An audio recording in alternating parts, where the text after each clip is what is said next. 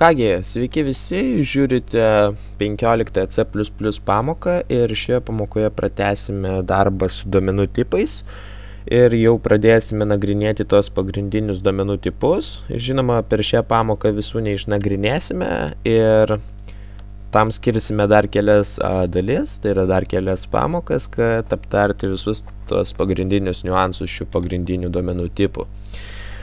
Taigi dabar turime pasikartoti, kad kai mes programuojame, mes realiai saugome savo kintamuosius mūsų kompiuterio atmintyje. Tačiau kompiuteriui turime nurodyti, kas per atmintis bus, kurią mes saugosime tuose, sakykime, kintamuosiuose. Kadangi kompiuteris, kaip čia pasakius, jis negali, sakykime, priskirti arba saugoti visų kintamųjų, užimant tą patį duomenų kiekį kompiuteryje. Kitaip tariant, įsivaizduokite, kad jeigu jeigu nebūtų tų duomenų tipų, reiškia visi kintamieji užimtų tiek pat atminties, nepriklausomai nuo reikšmės, tarkim labai daug baitų, ar ne? Ir jeigu jūs tame kintamajame norėsite saugoti tik vieną nedidelį skaičių, tarkim vienetą, realiai jis užims labai daug, nors ten reikšmė bus tik paprastas skaičiukas vienetas. Arba jūs taip pat tame kintamajame galėsite saugoti labai didelį skaičių, tada viskas bus logiška ir racionalu, nes, kintamasis užima daug ir jame yra labai didelis skaičius. Ir būtent tam yra sukurti tie duomenų tipai, kad, sakykime, apriboti tą naudojamą duomenų, apriboti tą atmintį mūsų kompiuterio, kurią užima mūsų tie sukurti kintamieji. Nes kai kur kintamajame mes norėsime saugoti labai nedidelį skaičių ar ten kažkokį vieną simbolį, o kartais labai norėsime, sakykime, saugoti labai ilgą skaičių ar labai ilgą tekstą. Ir būtent tam yra sukurti duomenų tipai, kad apriboti, sakykime, būtent tą naudojamą atmintį mūsų kompiuteryje. Tai atmintis mūsų kompiuteriuose yra suskirstyta į baitus. Ir baitas yra minimalus kiekis atminties, kurį mes galime valdyti C++ kalboje. Vienas baitas realiai gali saugoti labai nedidelį kiekį atminties.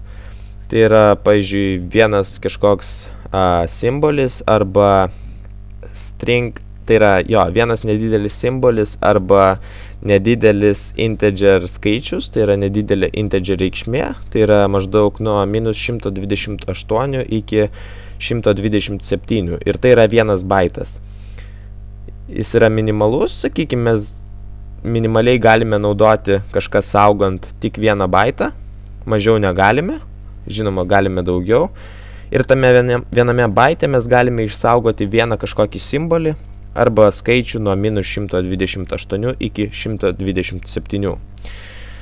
Ir realiai galime pereiti prie baitų, tai yra prie duomenų tipų. Ir dar dėl baitų, tai kiekvienas duomenų tipas užima kažkiek, sakykime, baitų jūsų atminties.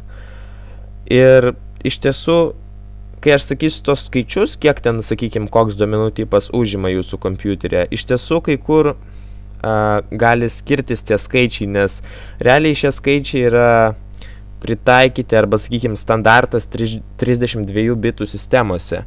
Ir jeigu pas jūs yra 64 bitų sistema, kai kurie duomenų tipai gali užimti daugiau arba mažiau, realiai skirtumo didelio nėra, tiesiog aš jums vardysiu, sakykime, standartinius dydžius tų duomenų tipų, bet jie realiai gali kartais skirtis, todėl neišsigaskite, sakykime.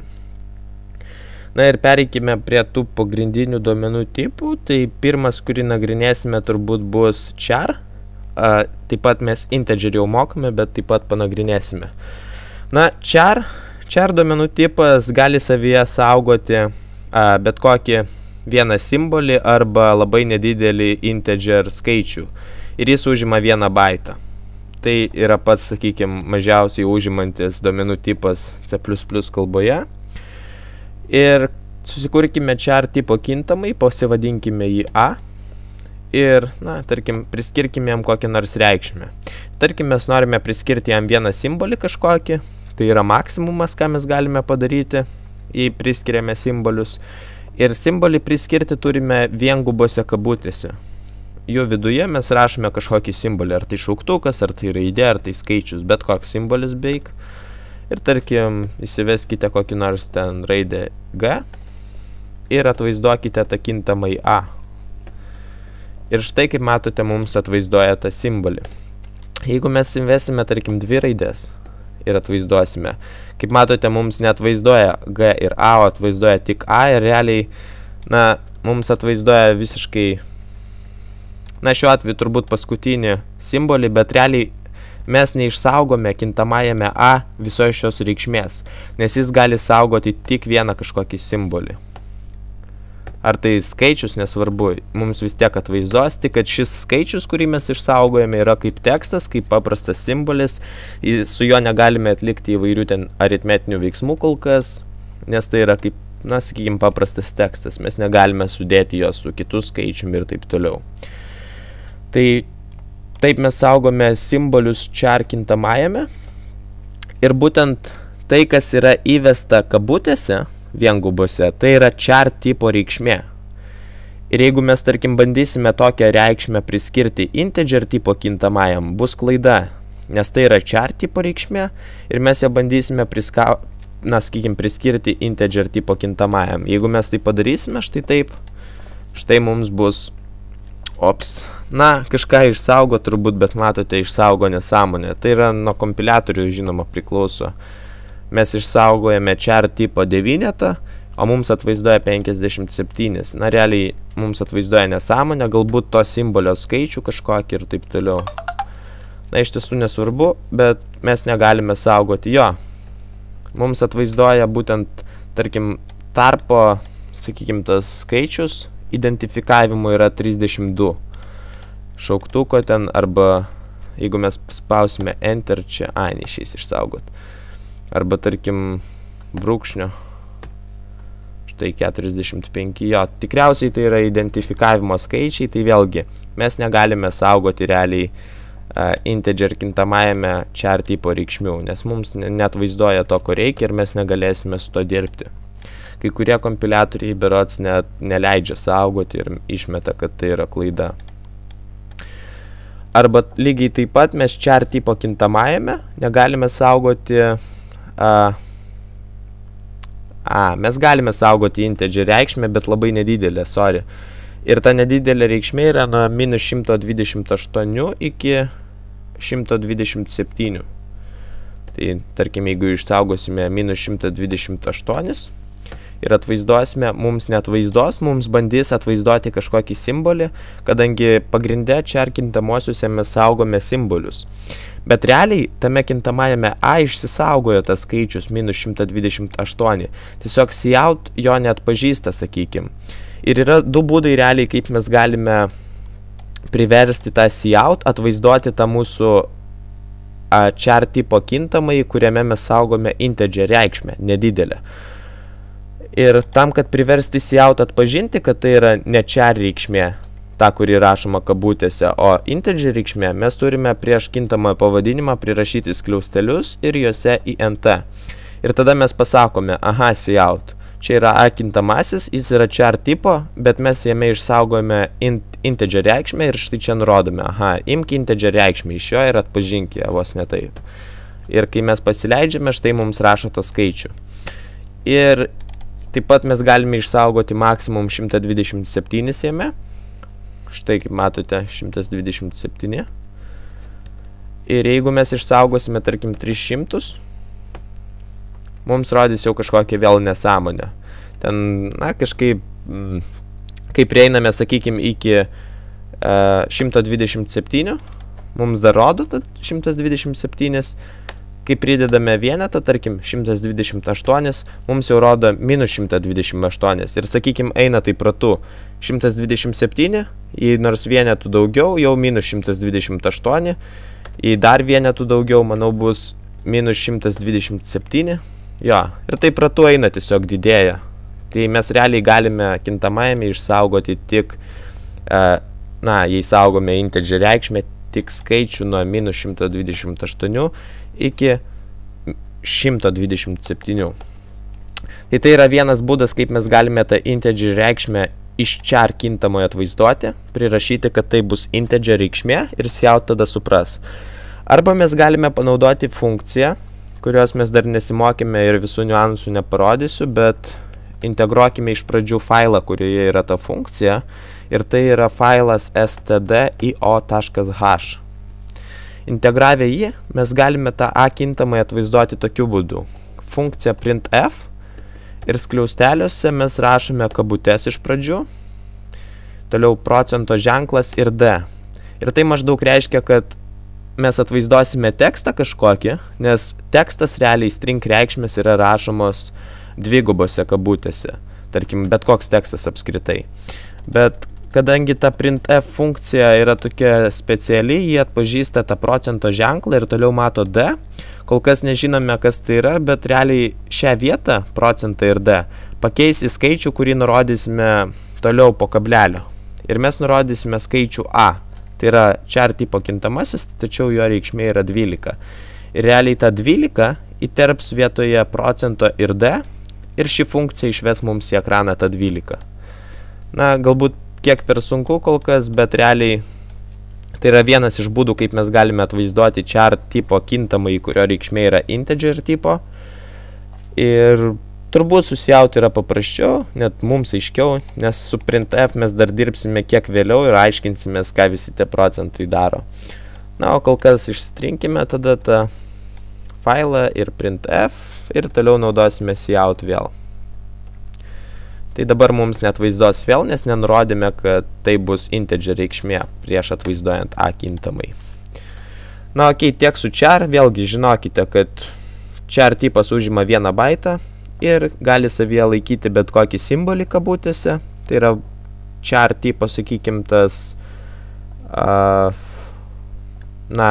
identifikatorius reikšmės, ar kad ir kaip jūs tai vadintumėte. Šiaip literalas turbūt vadinasi, literal angliškai. Tai būtent toks dalykas, kuris yra kabutėse ir kažkokie kabutėse yra reikšmė, tai yra vienas kažkoks simbolis. Visa tai vadinama char tipo literalų, berods, taip. Na, tokio lietuviško žodžio nėra, bet, na, nesmė. Tai būtent taip mes identifikuojame char tipo reikšmę. Ir tose viengubose kabutėse realiai turi būti tik vienas kažkoks simbolis. Tai tiek su to char tipu. Kitas tipas, kurį mes jau nagrinėjome, tai yra integer. Na ir dar kartą jį pasikartokime. Tai integer tipo kintamieji ir apskritai integer tipo reikšmės, tai yra, na, savyje gali laikyti bet kokį natūralų skaičių, tai yra nuo minus labai daug iki plus labai daug, aš dabar tiksliai nepasakysiu, bet tai yra maždaug, na štai, nuo minus 2, 1, 4, 7, 4, 8, 3, 6, 4, 8 iki 2, 1, 4, 7, 4, 8, 3, 6, 4, 7. Aš jums turbūt parašysiu tai video aprašyme, bet realiai, na, nėra labai svarbu, kokį jūs ten reikšmę galite laikyti, na, bet integer tipo kintamajame jūs galite laikyti pakankamai ilgą skaičių. Ir integer tipas užima 4 baitus. Tarkim, susikurkime kintamą ir aš pabandysiu įrašyti tą didžiausią skaičių, kurį mes galime jame saugoti. Tai yra 2, 1, 4, 7, 4, 8, 3, 6, 4, 7. Ir jeigu mes atvaizduosime, mes jį matome. Ir jeigu mes pridėsime nors vienetą, tarkim, pakeisime 7 į 8, mums jau turbūt rodys štai jo. Mums jau rodo patį mažiausią skaičių, kurį mes galime turėti. Nes vėlgi ratu taip eina, kai pasiekia maksimumą, jei jūs pridedate, sakykim, dar vienetą, tai jis jau eina vėl nuo pradžių, nuo pačio mažiausio ir taip auga vėl, jeigu skaičius labai didelis. Tai tiek su to integer ir iš tiesų galime priskirti bet kokią ten reikšmę, štai atvaizduoja mum. Ir tam, kad pažiūrėti, koks yra dydis mūsų to a kintamojo, mes galime pasinaudoti size of funkciją. Sakykime, atvaizduojame size of funkciją ir tiesiog skliausteliuose nurodome kintamai, kurio dydį mes norime atvaizduoti. Tai tarkim, kintamojo a dydį norime atvaizduoti. Ir štai mums rašo 4. Tai reiškia realiai, kad a kintamasis užima 4 baitus. Ir tai visiškai nepriklauso nuo kintamojo reikšmės. su visais tipais. Jis gali būti labai ilgas, tas kintamasis. Jis vis tiek užims 4 baitus. Jis gali būti net tuščias. Jis vis tiek užims 4 baitus. Galite priskirti 0, taip pat 4 baitai. Besąlygiškai. Ir būtent todėl yra sukurti tie tipai, nes kaip matote, jei būtų, sakykime, tas vienas pagrindinis tipas ir nebūtų jokio int, ten char ir taip toliau, tai tas kintamasis užimtų, tarkim 4 baitus kaip šitas, bet tarkim mes jame saugotume tik vieną kažkokį simbolį. Tai ką mums veltui naudoti 4 baitus mūsų kompiuterio informacijos, kai mes galime naudoti tik 1 baitą. Ir būtent tam sukurti tipai, kad jeigu mums reikia naudoti kintamajame tik 1 baitą, kažkokį vieną simbolį norime jame saugoti, tai mes ir naudosime char tipą, char duomenų tipą. Jei mums reikės daugiau, mes naudosime kitą kažkokį tipą ir taip toliau. Tai dar su char. Jeigu mes susikursime char, kintamai jo dydis bus štai vienetas, tai reiškia 1 baitas. Ir pas jūs visą tai gali skirtis realiai, nesakau, tai priklauso iš tiesų nuo tos, sakykime, sistemos, ar tai 32 bit ir 64 ir taip toliau. Iš tiesų nuo visko priklauso, bet pagrindė standartai yra tokie. Char tipas 1 baitas, integer tipas 4 baitai. Ir toliau dar vieną tipą panagrinėsime ir tai yra tipas bool. Ir tai yra trumpinys nuo žodžio boolean. Bet pagrindė tipas identifikuojama štai taip, BOOL. Ir šis tipas yra šiek tiek toks, sakykime, ypatingas. Jis taip pat užima 1 baitą, bet jame mes galime saugoti tik 2 reikšmės. Tai susikurkime kintamąjį ir reikšmės yra tokios. True, tai yra tiesa, arba false, tai yra melas, sakykime, netiesa, ar ne?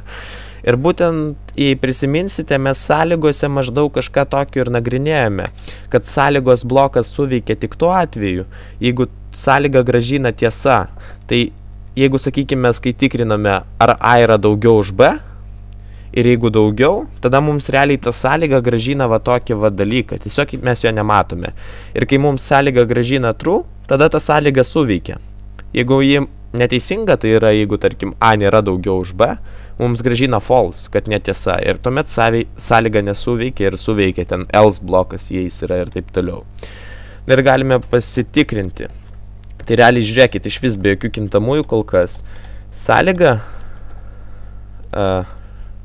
šis blokas, kuris yra po if'o, suveiks tuo atveju, jeigu ta sąlyga, kuri bus kliausteliuose, grąžins tiesa.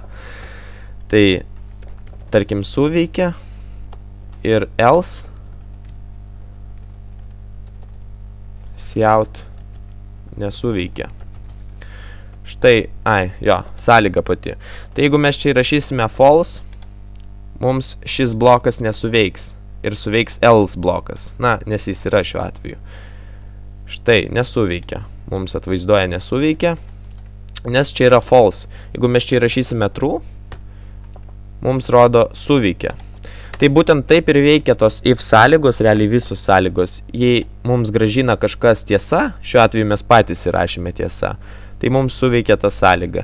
Jeigu mums grąžina false, šiuo atveju mes patys įrašėme false, tai mums nesuveikia ta pati pagrindinė sąlyga ir jei yra else, suveikia else, arba ten tie else if pradeda veikti ir taip toliau.